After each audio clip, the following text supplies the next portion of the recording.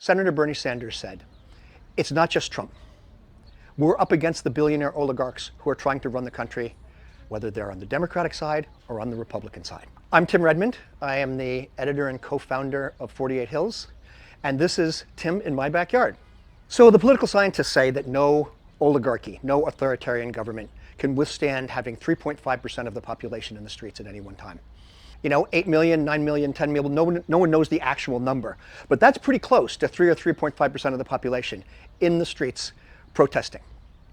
What's important now is what comes next. So at a rally in Minneapolis, Senator Bernie Sanders said, it's not just Trump.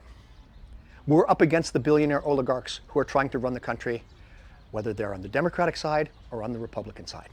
And now I think most people who want to defend democracy know that the next step, not the last step, not the end of the movement, but the next step right now is to elect Democrats so that there's a check on Trump.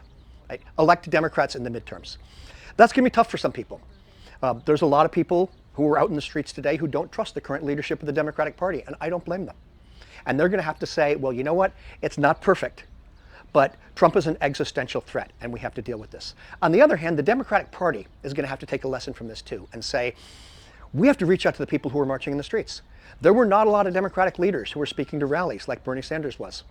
If the Democratic Party had been the party of the people in the streets 10 years ago, Trump would never have been elected. So now both sides have to look around and say, we got to do something and we got to come together. But it's not just on the protesters to tell them to vote Democratic. It's on the Democratic leadership to say we're worth voting for.